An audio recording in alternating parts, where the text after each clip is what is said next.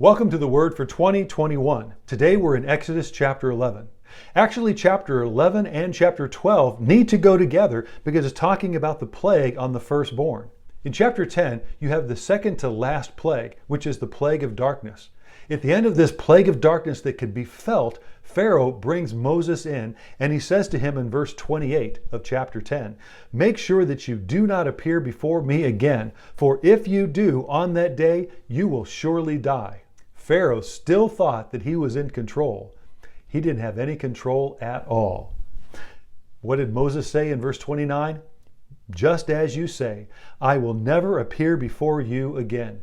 It's all right with me, Pharaoh. You think that you're in charge? God is on the throne. After Moses left Pharaoh's presence, it says in verse 1, "Now the Lord said to Moses, I will bring one more plague on Pharaoh and on Egypt. After that, he will let you go. When I show for the last time that there are no gods that have any power at all in Egypt, but I only am the Lord, then he will let you go."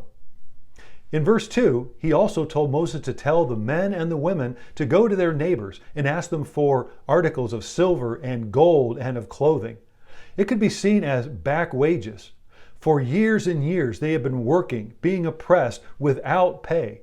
But now when they leave Egypt, they will be plundering Egypt. They will be taking gold and silver and clothing, everything that they need. They will be provided for because God, it says, is making the Egyptians favorably disposed to the Israelites.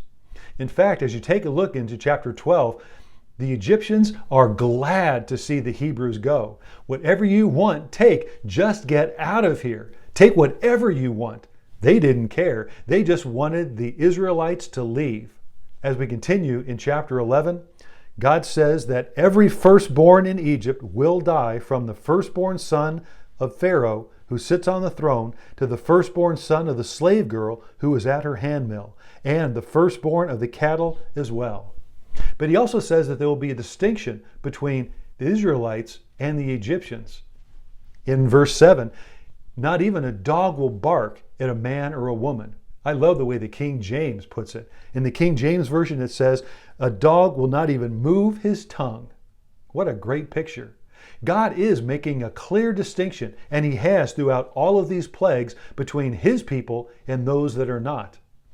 God will not judge the righteous with the unrighteous. We saw that as Sodom and Gomorrah was destroyed.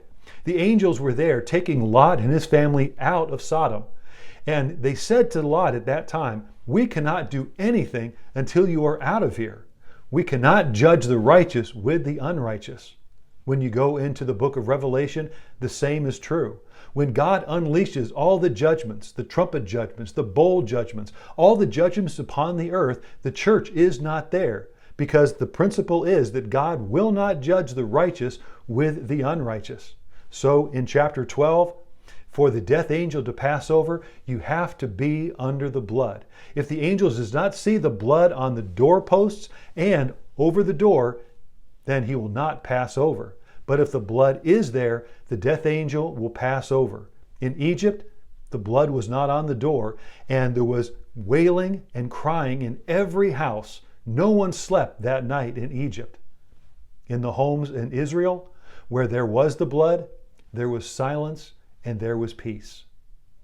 God is on the throne, and he is in control.